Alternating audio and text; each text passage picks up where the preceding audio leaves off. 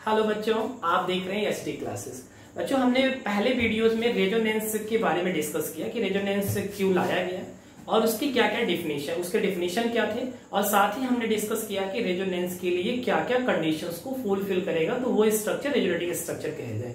इसके साथ साथ हमने डिस्कस किया कितने टाइप्स के आप कॉन्जुगेशन करके रेजोनेटिंग स्ट्रक्चर को बना सकते हैं, जैसे पाई से पाई के साथ कॉन्जुगेशन, पाई का पॉजिटिव के साथ, पाई का नेगेटिव, इस तरह के वेरिएशन हमने एग्जांपल के साथ आपको वहां पे पहले वीडियो में डिस्कस किया। अगर आपने वो वीडियो नहीं देखा है तो आप कमेंट बॉक्स में, आप डिस्क्रिप्शन बॉक्स में आप उस वीडियो का लिंक आपको मिल जाएगा, उस वीडियो को देख लीजिए। उसके बाद आप सेकंड पार्ट को देखें तो रेजोनेंस का हम सेकंड पार्ट डिस्कस करेंगे। इस पार्ट में हम लोग दो पॉइंट को कवर करेंगे। पहला, वेरियस रेजोनेटिंग स्ट्रक्चर की स्टेबिलिटी का डिस्कस करेंगे और रेजोनेटिंग स्ट्रक्चर्स के द्वारा हम कुछ एप्लीकेशंस पढ़ेंगे कि किन किन चीजों को वेरी करा देते हैं रेजोनेटिंग स्ट्रक्चर, किन किन फैक्टर को अफेक्टेड करता है, वो सारी चीजें इस वीडियो में कवर करेंगे।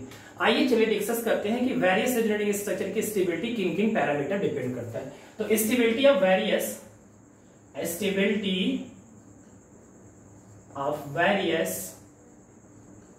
रेजोनेटिंग स्ट्रक्चर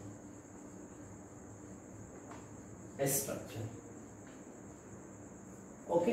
तो पहला पॉइंट देखा, अगर आपको कोई भी किसी भी एग्जामिनेशन में इस पे अगर क्वेश्चन पूछा गया तो 4 पॉइंट या 5 पॉइंट्स आपको बताएंगे। इन 5 पॉइंटों को अप्लाई करके आप बता सकते हैं कि कौन सा रेजोनेटिंग स्ट्रक्चर मोर स्टेबल है और कौन सा कम स्टेबल है। इसमें कई क्वेश्चंस, कई एग्जाम में आपके क्वेश्चन आ भी चुके हैं। जैसे पहला रूल क्या करता है कि जो अनचार्ज जो रेजोनेटिंग स्ट्रक्चर्स होते हैं वो हमेशा मोर स्टेबल होते हैं जो चार्ज रेजोनेटिंग स्ट्रक्चर्स होते हैं। तो फॉर एग्जांपल्स की बात करेंगे, जैसे हम फिनॉल ले लेते हैं।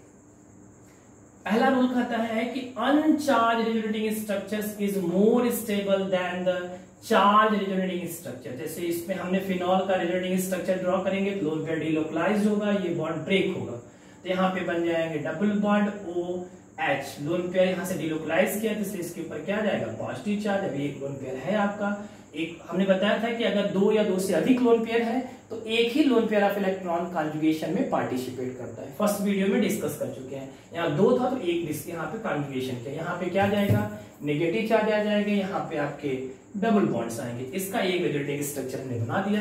इसी तरीके आप और भी रेजोनेटिंग स्ट्रक्चर ड्रॉ कर सकते हैं। जितने भी पॉसिबल रेजोनेटिंग स्ट्रक्चर्स होंगे आप इसके ड्रॉ कर लीजिएगा। हम रूल फर्स्ट को अप्लाई करते हैं। तो चलिए फिनॉल के आप 5 रेजोनेटिंग स्ट्रक्चर बनाते हैं। रेजोनेटिंग स्ट्रक्चर के लिए मैं अलग से वीडियो अपलोड करूंगा कैसे आप कॉन्जुगेशन से वेरियस रेजोनेटिंग स्ट्रक्चर बनाया करते हैं। तो इधर हम यहाँ पे 3 स्ट्रक्चर की बात करते हैं, A, B, C। ऐसे एक रेजोनेटिंग स्ट्रक्चर और भी बना सकते हैं, डबल बॉन्ड OH, इस पे पॉजिटिव चार्ज, यहाँ पे आपके नेगेटिव चार्ज आ जाएंगे। अगर ये यहाँ पे बॉन्ड डिलोकलाइज किया, इसी तरीके इसमें ये वाला बॉन्ड डिलोकलाइज किया था। एक और बनाएंगे जो बेंजीन का ही रेजोनेटिंग स्ट्रक्चर आपको मिल जाएगा। तो टोटल अगर फिनॉल में पूछा जाए कितने रेजोनेटिंग स्ट्रक्चर्स होते हैं तो चलिए 5 रेजोनेटिंग स्ट्रक्चर हम लोग ड्रॉ करते हैं। यहाँ से आपका फर्दर ये बॉन्ड ब्रेक करेगा। तो ये हमने 5 इसके रेजोनेटिंग स्ट्रक्चर बना दिए, इसको D कर दिया और इसको E। तो अगर आपसे पूछ सके एग्जाम में कि ऑर्डर ऑफ स्टेबिलिटी बताइए, इन वेरियस रेजोनेटिंग स्ट्रक्चर का क्या ऑर्डर होगा, तो रूल फर्स्ट देखेंगे। चलिए ये हमारा अनचार्ज है। अगर मैं बात करूं structure A and structure E की बात करूं तो structure A and E are uncharged, whereas structure B, C, D contain the positive and negative charge, positive and negative charge. Okay, तो स्ट्रक्चर फर्स्ट रूल्स के according कहेंगे structure A resonating structure is equivalent, दोनों same है, number of bond भी same है, equivalent but greater stables, more stable than the B, C and D. Okay, so rule first is clear. Uncharged resonating structure is more stable than the charged resonating structure. Step second की तरफ move करेंगे। अगर हमारा क्या किया है, अब हम सेकंड में बात करेंगे तो नंबर ऑफ कोवेलेंट बॉन्ड को देखेंगे। ऐसे इसमें हम कहेंगे तो सभी में कोवेलेंट बॉन्ड्स जो है सेम है, लेकिन ऐसे structure resonating structure which have the greater covalent bond are more stable than which have less covalent bond. For example, जैसे अगर कोई भी रेजोनेटिंग स्ट्रक्चर दिया है तो हम चार्ज और अनचार्ज के बाद हम डिस्कस करेंगे, चेक करेंगे कि कितने में किस रेजोनेटिंग स्ट्रक्चर में कितना कोवेलेंट बॉन्ड्स। जैसे एग्जांपल लेते हैं, मैं कार्बोनिल कंपाउंड्स की बात करूं, इसका रेजोनेटिंग स्ट्रक्चर मैंने एक ड्रॉ किया ये। ओके, तो अगर मैं पूछूं इन दोनों रेजोनेटिंग स्ट्रक्चर में कौन से स्ट्रक्चर स्टेबल है, फर्स्ट स्ट्रक्चर स्टेबल है कि सेकंड, तो जनरली फर्स्ट स्ट्रक्चर की बात करूंगा जिसमें कोवैलेंट बॉन्ड कितने हैं 4, 1 2 3 4, या किसमें कितने 1 2, यहाँ पे पॉजिटिव आ जाएगा, बॉन्ड ब्रेक किया 1 2 3, तो 3 है तो जल्दी क्या करते हैं ऐसे रेजोनेटिंग स्ट्रक्चर जिसमें जितने ज्यादा कोवैलेंट बॉन्ड्स होंगे वह मोर स्टेबल्स होंगे, जिसमें कोवैलेंट बॉन्ड कम होंगे, तो इसलिए ये मोर स्टेबल है जबकि ये लेस स्टेबल है। तो structure first is the more stable than the second. तो सेकंड रूल कहता है, इसके रीजन ये है कि because in that structure in that resonating structure all the atom have a complete octet, but in this case carbon has only 6 electron, therefore it have incomplete octet, so this resonating structure is less stable than the structure first। तो एक first rule था, आप अनचार्ज देखेंगे, second rule में आप क्या count करेंगे number of covalent bond count कर लेंगे। रूल थर्ड कहता है, थर्ड रूल की तरफ प्रोसीड करेंगे, if the number of covalent bonds are the same then we decide the charge। Electronegative atom जो होंगे, इलेक्ट्रोनेगेटिव एटम जो मोर इलेक्ट्रोनेगेटिव, सॉरी यहां पे लिखेंगे मोर इलेक्ट्रोनेगेटिव एटम्स बेयर करता है negative charge, where at the less electronegative atoms positive charge. ऐसे resonating structure more stable होते हैं इन कंपेरिजन ऑफ जब इसके रिवर्स होगा। मेन थर्ड रूल में आप ध्यान देंगे मोर electronegative atom containing the positive charge and less electronegative atom containing the more electronegative atom containing negative charge and less electronegative atom containing the positive charge, such resonating structure is more stable than the reverse. जब इसका reverse होगा तो उसके comparison, लेकिन rule के according चलेंगे, first rule apply कर लेंगे, then second, then third apply करेंगे। इसके एग्जांपल समझते हैं, इसको एग्जाम्पल के साथ समझाते हैं आपको, हाँ इसी एग्जाम्पल में समझा सकते थे, फिनॉल के एग्जाम्पल से ही समझ लेते हैं। OH, ओके, ये स्ट्रक्चर A था, ये स्ट्रक्चर आपका B है, C है। हाँ, इस थर्ड के लिए मैं एग्जाम्पल लेता हूं, इसका कार्बोनिक ग्रुप के एग्जाम्पल से हम समझते हैं। कार्बोनिक ग्रुप का मैंने एक रेजोनेटिंग स्ट्रक्चर ये ड्रॉ किया था, इधर की इसका एक रेजोनेटिंग स्ट्रक्चर और आप ड्रॉ कर सकते हैं, जब इस पे पॉजिटिव चार्ज कर दिया यहाँ पे नेगेटिव, तो थर्ड रूल अप्लाई हो जाएगा। तो रूल नंबर थर्ड कहता है कि देखिए जैसे इन दोनों रेजोनेटिंग स्ट्रक्चर की बात करेंगे, ये तो मोर स्टेबल है structure, first resonating structure is more stable then second and third because that have the complete octet या greater number of bond। तो first is stables, more stable resonating structure. अब हम सेकंड और third की बात करें, number of covalent bond तो दोनों में सेम है, इसमें भी 3 है, 1 2 3 1 2 3। अब चार्ज को देखेंगे, oxygen is more electronegative than comparison of carbon, तो so more electronegative atom contain the negative charge, जबकि इसमें oxygen contain the positive charge. So rule according to rule third, this is the resonating structure more stable than third, तो stability order हो जाएगा second और फिर हो जाएगा आपका थर्ड। तो रूल फर्स्ट था greater number of covalent bond more stable resonating structure. Rule second था कि if electronegative atom containing the positive charge, electronegative atom contain the negative charge and electropositive atom contain the positive charge, such resonating structure is more stable than the reverse। अब fourth rule की तरह move करते हैं, इसमें था charge separation. अगर electronegative atom के पास और इलेक्ट्रोपॉजिटिव एटम के पास अगर कई स्ट्रक्चर में चार्ज आइडेंटिकल है, तब की केस में देखेंगे चार्ज का सेपरेशन कितना है। जैसे हम फिनॉल की बात करते हैं, फिनॉल के अंदर स्ट्रक्चर की बात करेंगे, ठीक है। पहला स्ट्रक्चर ए और ई इक्विवेलेंट था, मोर स्टेबल था then B C and D के। लेकिन बी सी डी में क्या ऑर्डर होगा, इसका हम इस एग्जांपल के साथ अगर डिस्कस करेंगे, इस स्टेप को अगर इस पे अप्लाई करेंगे तो आसानी से बता सकते हैं कौन ज्यादा स्टेबल है। जैसे अप्लाई करते हैं हम, structure A is more stable, A and E are equivalent and more stable than the B C D according to rule first, because these are uncharged and these are uncharged resonating structure। अब अगर हम B C D की बात करेंगे तो B में positive, सभी structure में अगर ध्यान देते तो ऑक्सीजन पे क्या कंटेन किया, पॉजिटिव चार्ज ही है, और कार्बन पे नेगेटिव चार्ज है, इसलिए रूल थर्ड अप्लाई नहीं हो सकता है। रूल फोर्थ की तरफ चलेंगे, चार्ज सेपरेशन देखेंगे। अगर अनलाइक चार्ज जितना क्लोज होगा वह रेजोनेटिंग स्ट्रक्चर मोर स्टेबल होगा जब वो अनलाइक चार्ज दूर होंगे। अगर अनलाइक चार्ज क्लोज है वो रेजोनेटिंग स्ट्रक्चर जिसमें अनलाइक चार्ज दूर है उसके कंपैरिजन में मोर स्टेबल होगा। जैसे यहां पे ध्यान देते हैं, इस स्ट्रक्चर में देखेंगे तो बी स्ट्रक्चर में पॉजिटिव नेगेटिव चार्ज क्लोज है, जबकि सी स्ट्रक्चर में पॉजिटिव नेगेटिव चार्ज के बीच का डिस्टेंस ज्यादा है, इसलिए B structure is more stable than the C. अगर डी की बात करेंगे तो डी के केस में भी पॉजिटिव नेगेटिव चार्ज के बीच का डिस्टेंस उतना ही है, तो B is equivalent to D but more stable than the C. तो रूल नंबर 4 हो गया। 4 रूल नंबर कहता है कि डिस्टेंस को देखेंगे, अनलाइक चार्ज जितना क्लोज होगा वह रेजोनेटिंग स्ट्रक्चर उतना ही मोर स्टेबल होगा जब उसके कंपेरिजन जब वो दूर दूर होंगे। रूल नंबर हम अगर मूव करते हैं फिफ्थ की बात करते हैं तो फिफ्थ रूल क्या कहता है कि अगर लाइक चार्ज है, इफ लाइक चार्ज जितना क्लोज्ड होंगे वह रेजोनेटिंग स्ट्रक्चर उतना ही लेस स्टेबल या लेस स्टेबल होता है। अनलाइक चार्ज क्लोज नहीं होने चाहिए, अगर क्लोज्ड है तो वो रेजोनेटिंग स्ट्रक्चर हाईली अनस्टेबल होते हैं। जैसे एग्जांपल्स को हम लेते हैं, फॉर एग्जांपल्स चलते हैं। इन 5 रूल को अप्लाई करके आप बहुत से क्वेश्चंस को आसानी से आप सॉल्व कर सकते हैं। हम इसके बाद वाले वीडियोस में सारे प्रॉब्लम्स लेके आएंगे और उसमें यही 5 रूल अप्लाई करके हम आपको दिखाएंगे कि उनका क्या ऑर्डर होगा, वेरियस रेजोनेटिंग स्ट्रक्चर की क्या स्टेबिलिटी का ऑर्डर होगा। जैसे मैं एग्जांपल लेता हूं,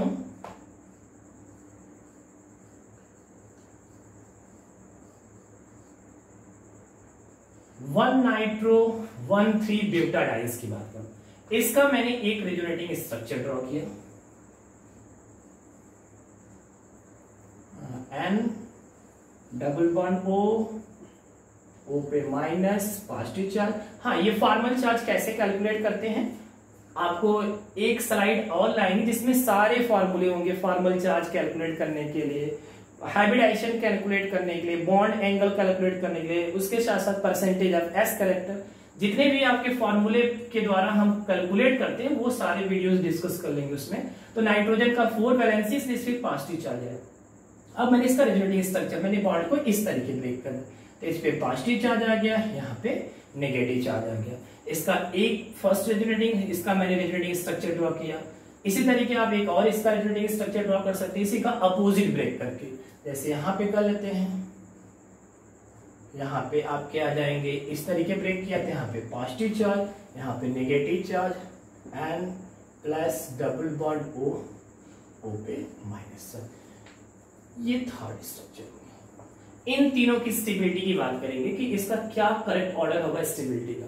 तो फर्स्ट स्टेप की बात करेंगे तो स्टेप फर्स्ट में काउंट करेंगे तो यहाँ पे बॉन्ड जो है ज्यादा है, जबकि इन दोनों स्ट्रक्चर में बॉन्ड आपके कम है। जैसे काउंट करते 1 2 3 4 5 6 7 8 9 बॉन्ड, 1 2 3 4 5 6 7 8, यहाँ पे 8 कोवैलेंट बॉन्ड्स हैं, यहाँ पे भी 8 हैं और यहाँ पे 9 है। So these structure is more stable than comparison of second and third। अब हम सेकंड और थर्ड की बात करेंगे तो सेकंड और थर्ड में देखेंगे तो सेकंड के केस में लाइक चार्ज बहुत ही क्लोजर है, जबकि यहाँ पे लाइक चार्ज दूर है। तो इस केस में ये स्ट्रक्चर हाईली अनस्टेबल होगा और then comparison of structure third. तो structure third is more stable than structure second. तो apply the rule first, second, third, fourth and fifth. We easily explain the stability order of various resonating structure. Step first, we observe that the uncharged resonating structure is more stable than the charged resonating structure. Step second, greater number of covalent bond is more stable than less covalent bond resonating structure. Rule third, electronegative atom bear the negative charge and electropositive atom bear the positive charge. Such resonating structure is more stable than reverse. The case is reverse. Step fourth की बात करेंगे तो unlike charge जितना closure होगा वह resonating structure more stable होंगे जब वो दूर दूर होंगे डिस्टेंस। फिफ्थ की बात करेंगे, लाइक चार्ज जितना क्लोज होंगे वो हाईली अनस्टेबल रेजोनेटिंग स्ट्रक्चर होता है। इन 5 रूल को अप्लाई करके आप वेरियस रेजोनेटिंग स्ट्रक्चर की स्टेबिलिटी को बहुत ही आसानी से एक्सप्लेन कर सकते हैं। Now we discuss the application of resonating structure। Resonating structure का क्या क्या एप्लीकेशन होता है। फर्स्ट एप्लीकेशन थोड़ा पहला एप्लीकेशन, रेजोनेंस जो होता है it affected the bond length. Resonating structures के द्वारा हम देखते हैं तो कंपाउंड्स का जो होता है बॉन्ड लेंथ अफेक्टेड होता है। जनरली डबल बॉन्ड का जो बॉन्ड लेंथ होता है वो इंक्रीज कर जाता है, जबकि सिंगल बॉन्ड का बॉन्ड लेंथ जो होता है वो डिक्रीज कर जाता है। तो पहला effect, generally when the molecules can form the resonating structure, the double bonds bond length increases and the single bond length decreases। जैसे इसका एक एग्जांपल हमने लिया था, बेंजीन की बात किया था। तो बेंजीन के केस हमने देखा था रेजोनेटिंग स्ट्रक्चर हमने इसका ड्रॉ किया, तो हम ऑब्जर्व ये किया कि जो इसका बॉन्ड लेंथ हुआ वो हो गया 1.39 एंगस्ट्रॉन। डबल बॉन्ड से बॉन्ड लेंथ से बड़ा हो गया, जबकि सिंगल बॉन्ड के बॉन्ड लेंथ से छोटा हो गया। नेक्स्ट डिस्कस करते हैं application, resonance can be affected the acidity and basicity of a compound. तो रेजोनेंस के द्वारा जैसे हम फिनॉल की बात करते हैं, phenol are the generally acidic in nature because after release of H+ ions it form the phenoxide ions which are stabilized by the various resonating structure. So phenol are the acidic in nature. Similarly, we discuss apply the resonance concept. We explain why carboxylic acid are acidic in nature, because after release of H+ ion, these form the carboxylate ions which are stabilized by the two resonating structures. So it easily release H+ ion. Therefore, carboxylic acid are acidic in nature. Okay. Next, resonance can also affected the dipole moment. Dipole moment को भी affected करता है, dipole moment। इस पे हमारे questions आ भी चुके हैं, जैसे हम डिस्कस करेंगे CH2CH, तो ये हमारा रेजोनेंस डाइपोल मोमेंट को बढ़ा भी सकता है और घटा भी सकता है। जैसे एग्जांपल्स के साथ लेंगे, इस कंपाउंड्स की बात करेंगे तो विनाइल क्लोराइड है और एक ये कंपाउंड हम लेते हैं एथिल क्लोराइड। इसका जो डाइपोल मोमेंट होता है वो ज्यादा होता है, ये फर्स्ट मान लेते हैं, इसे सेकंड डाइपोल मोमेंट, इसे फर्स्ट मान लेते हैं। तो इन दोनों का डाइपोल मोमेंट की बात करेंगे तो देखो यहाँ पे डाइपोल मोमेंट में दो फैक्टर्स लगता है, एक इंडक्टिव इफेक्ट, -I इफेक्ट का डायरेक्शन ये है, इसमें भी -I का डायरेक्शन यही है। लेकिन यहाँ पे रेजोनेंस के कारण जो पोलैरिटी प्रोड्यूस होती है उस केस में अगर हम ध्यान देंगे तो यहाँ पे minus charge double bond CH और यहाँ पे आ जाएगा Cl पे पॉजिटिव चार्ज। मतलब रेजोनेंस के दौरान अगर हम इसका रेजोनेटिंग स्ट्रक्चर बनाते हैं, जो पोलैरिटी का डायरेक्शन होगा वो इस डायरेक्शन होगा, मतलब +R का डायरेक्शन इस तरफ और I का डायरेक्शन इस तरफ। तो रिजल्टेंट इसका डाइपोल मोमेंट कुछ कैंसिल आउट हो जाते हैं और इसका डाइपोल मोमेंट इसके डाइपोल मोमेंट से कम हो जाता है, मतलब μ2 इज ग्रेटर देन द μ1। तो एप्लीकेशन के लिए हम नेक्स्ट वीडियोस अपलोड करेंगे, उस वीडियो में हम सारे एप्लीकेशन डिस्कस करेंगे, इसकी बेसिसिटी, एसिडिटी, डाइपोल मोमेंट, उसके बाद सिग्नल को भी अफेक्टेड करता है। जैसे हमने कुछ कंपाउंड्स पढ़ेंगे जिसका सिग्नल पहले के कंपैरिजन में चेंज हो जाता है, वो आपका इस तरीके N double bond O single bond H, sorry यहां पे इस तरीके करते हैं C double bond O H N CH3 की बात करेंगे। तो इस केस में आपके जो सिग्नल आते हैं, जब हम ये हाई टेम्परेचर होता है, इसके दो सिग्नल आते हैं, इन CH3 का एक सिग्नल और हाइड्रोजन का एक सिग्नल। लेकिन जब इसका रेजोनेंस बन जाता है तो जल्दी इस केस में इन CH3 का अलग अलग सिग्नल आने लगता है, जिसके कारण हमें यहाँ पे 3 सिग्नल मिलते हैं। इन मेथिल का एक सिग्नल, एक इसका A और इसका B, इनका दोनों अलग अलग, क्योंकि एक सिस हो गया और एक क्या हो गया, ट्रांस हो गया। सिस और trans are the generally diastereomers of each other, और इस हाइड्रोजन का अलग। तो number of signal is also affected by the resonance, resonance is also affected the signal. तो उसमें हम सारा अब डिस्कस करेंगे कितने वेरियस उसके एप्लीकेशंस होते हैं रेजोनेंस के। Thank you for watching video, like share and subscribe.